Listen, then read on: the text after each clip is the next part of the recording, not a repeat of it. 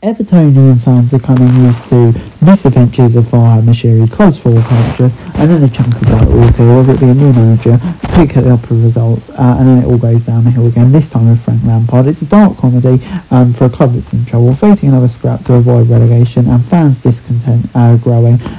They began a crucial run of games, but the loss to bottom club Southampton couldn't have really gone worse, to be honest. But why are Everton struggling so much? And yeah, Moshiri, of course, the other day shocked everyone who works inside the club by appearing on TalkSport to be interviewed by his friend Jim White and former Crystal Palace owner Simon Jordan.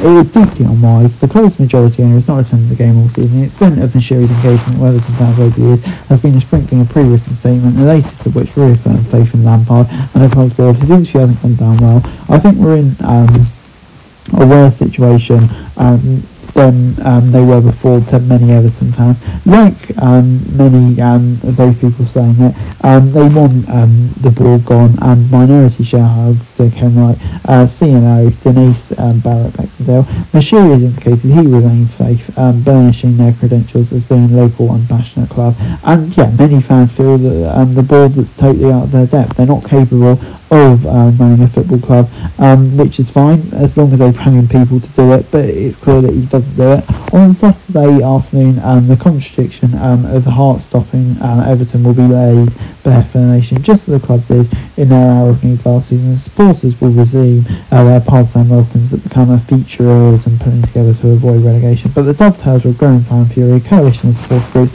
who have now come together to name the NS now play on the club's motto, Nos Statistas Nisi Optimum, nothing but the best is good enough, holding a sit-in for the club's leadership at the final whistle. Sack the ball has become a familiar refrain on the terraces, but many outsiders struggle to frame the issues fans have had running the club and how deeply the mistrust is now at. Time and time again, there's a fascinating hour where the culture of the club is brought up. Everton were one of the architects of the Premier League project, but alone is not being set up for the money that was coming.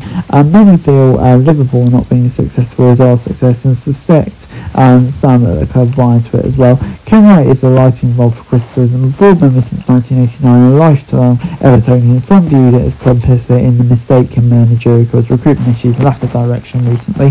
And yeah, many fans feel that they need a proper change.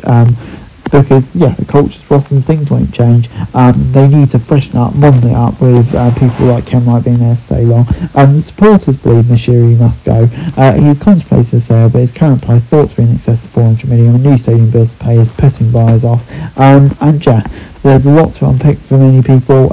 So the simplest thing for them to do is quite simply sell the club.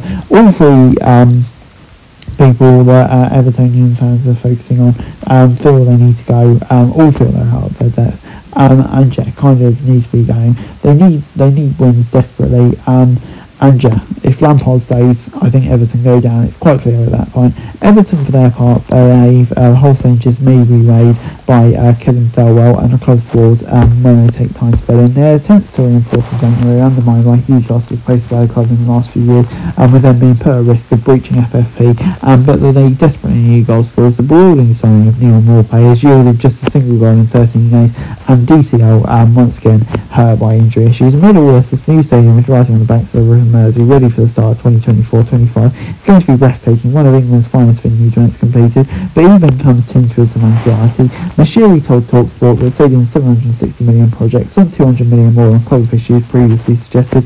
They're probably yet to confirm where its single funding will come from, and some question whether they will afford it. Relegation would heap further pressure on that, as well as raising the grin spectre of Everton kicking off their world class stadium in the Championship. The worst thing that could possibly happen for them. And yeah, for Everton at the moment, you feel like anything good at the moment could end up being bad, and they could well end up being playing in the Championship.